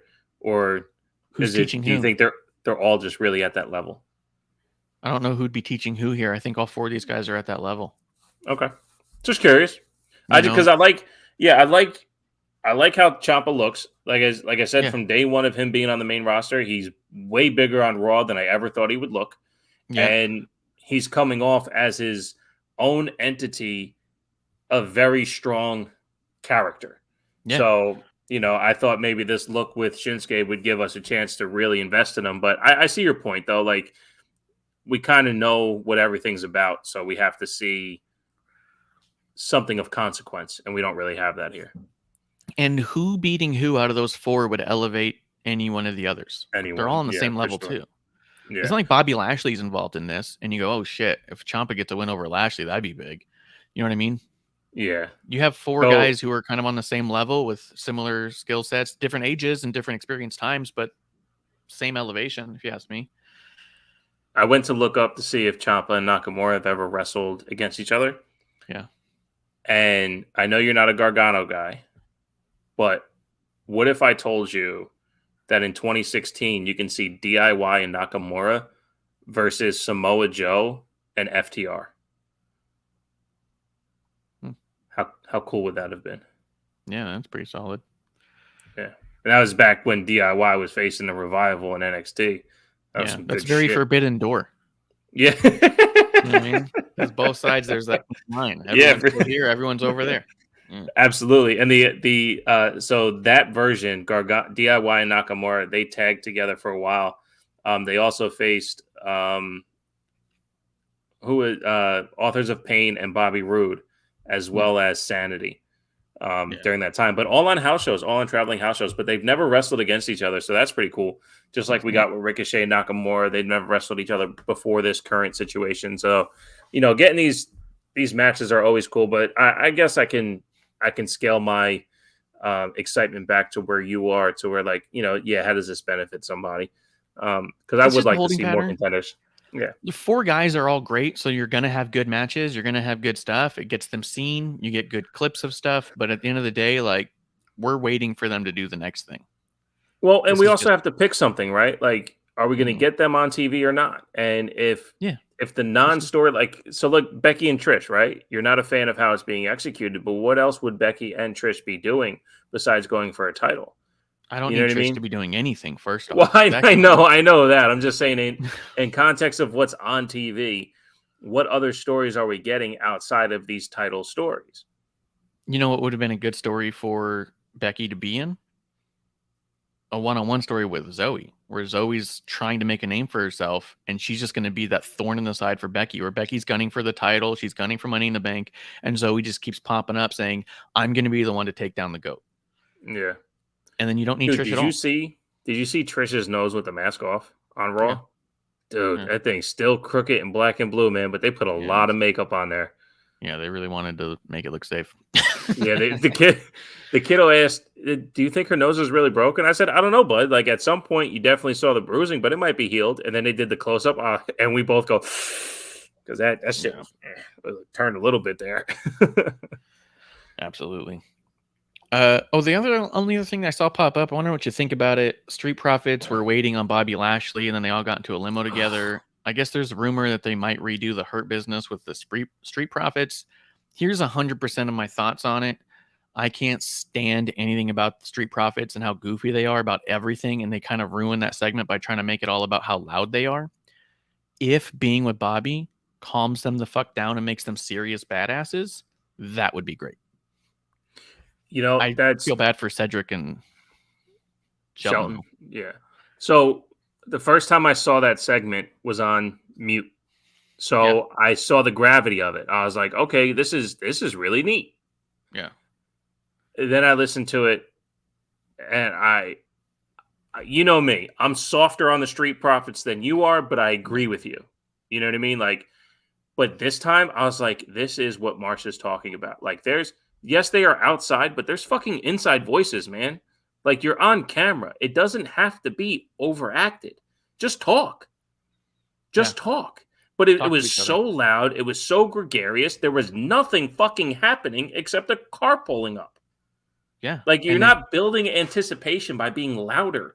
You're not you can verbalize it differently. And it was extremely off-putting. Extremely off-putting. Dude, there wasn't a second of dead air, which is also fine to have silence when you're building towards something like anticipation. As soon as the red light went on, don't stop talking, don't stop talking, don't stop talking. Get louder than me. You be louder than me. You be louder than me. You say something. I'm going to say something. I'm going to talk over top of you. And it was like, why? And it's always in jargon / slang catchphrase. It's not in coherent sentences to help us join you on this journey. Yeah, fam. It's always over the top. I mean, how many times did Dawkins say fam? It just, you don't have to say it that many times. You just don't. Use it as emphasis for sure. Be a part of your language for sure. We all have things that we say in real life that they're ticks to help us feel comfortable in our situation. But to overuse things, it's just like, dude, shut the fuck up. Go ahead. No, you're good. He says fam instead of because he's not sure what he's about to say. Fam is how he Right. says so it doesn't sound like he's saying is just fam, because now it's just how I talk and not me not knowing what the fuck I'm supposed to say or being just really fucking nervous or something. It's a nervous tick, and it was super annoying. But if being around Bobby can help them calm down some, I'm all here for it because I think the guys are good. Montez is pretty good if he can calm down. But, well, that's another thing. Like we'll just pick them apart now because we're talking about it. Everything I like about Dawkins in the ring, I wish Montez would do. Yeah. Where it's just slow down to the speed and don't overact like you did the greatest thing all the time. Yes, when Dawkins is very proud of something that he did that he might not have the confidence he can do, he does overact. But hey, good on him. He shoulder tackled Braun Strowman and he acted like he won the Super Bowl. You know what? I probably would too. You know, he does the flip over top and he flexes like crazy because you know what? He's making leaps. No pun intended. But when Montez grabs a headlock and he wants to tongue flip for 30 minutes because he's the strongest, coolest guy of all time, it's like that's not what this point of the match is. So if they can find a way to fine-tune their personalities, not their character as people, but just their personality expressions. Keep your personalities, please do. But their personality expressions, they have so much more potential. So much more potential. You know, but you have to hone it in and it has to be direct. To your point, you said it earlier in the episode. Most of the guys from the Attitude Era themselves turned up to 11. How high do you think these guys are turned up? If this is them at 11, I'd like to see them at like a 5, right? Maybe, right? You know, like you might need to tone yourself down a lot instead of tone yourself up. Watching them is like watching a kid on a diving board or a fucking playground, just like look at me, and then they just jump up and down real quick, and you go, you didn't do anything, right? You know what I mean? Right? Like, why'd you stop everything and make me stare at you? Why? Right. You know, it's an annoying kid. And it's not even your own kid. I'm saying not your kid. But if your kid was telling me, look at me, and I do, and he doesn't do anything cool, I'd be like, what the fuck were you bothering me for? I was talking to your dad here. You know what I mean? Right. No, absolutely. And look, we like wrestling, right? We love wrestling. We want to watch to enjoy. So even if we hate things, like we want them to be better. Yeah. If the Street Profits did exactly what they do in a more overall palatable version, by all means, of course, they would be some of our favorites because they are athletic. Yes, they are talented. They do have the ability. They can grab the crowd in the palm of their hands just as well as anyone else. Yeah. But when they do stuff in the middle of a parking lot, like they're yelling to the other side of the parking lot while the microphone's right in front of them, it's like, guys, know your space. You know, lock it in. They're just obnoxious, man. I think that's all I got. Okay. Sounds good. Sounds good. I didn't take notes. Look, I rewatched everything yesterday, and I asked if you wanted to do it. I didn't take notes, and I figured we'll just come on here and bullshit. We got 2 hours of just talking about it, you know? Yeah. I think there's some really good stuff happening. Like, you shed the light on the production value of it, and it really helped me understand this new way they're trying to, at least my perception of how they're trying to layer the stories, the way they changed up Rhonda and Shayna, the way they changed up, how Cody's being presented, the way they changed up, like you said, the Seth and Finn stuff of it. So yeah, man, it's a new way to look at it. And hopefully, as we're watching, maybe it enters the psyche a little bit better now that we explained it to ourselves. And yeah, because I've been trying to figure out why does it feel so different, and I think that's kind of what it is, and I think it's also why why are their numbers going up? Who's coming in, and why? Is it really because just the bloodline is that cool, or is it have a lot more to do with how the bloodline's actually being presented overall? That people digest it in a way where it feels more like the TV shows they love and less like that TV show they stopped watching years ago. You know what I mean? Yeah, that's a good point too. Yeah. I think that's why we're getting more people back. But, well, I think I'm ready for last call. I got some prep to do, little things to get done. Thanks for coming through. Like I was telling people last Thursday, we're kind of on an every other week basis now, just because I think that we can talk about things a little more broad now. We don't need to be reviewing every single segment and every minute. So next week we'll be having a Thursday night chaser, and then the week after that we'll be back here with Bishop, I think. Hey, the week before or the week after next is the go home to SummerSlam. Oh, so we can do all SummerSlam stuff. So we can do all SummerSlam and the cards building. We didn't even talk about the matches that have been set. So I will be fully engaged because your boy's going to SummerSlam. I'm fucking ready for it. Hell yeah, man. Hell yeah. Well, we will be back right here in the dive bar of the IWC for a brand new episode 1. That's the last call. Cheers. Hey, producer lady here. Thanks for tuning in. Continue to support us or buy us a drink by following and putting the I in subscribe on Twitch. Or subscribe and review our podcast on Apple Podcasts or wherever you listen to us. Cheers.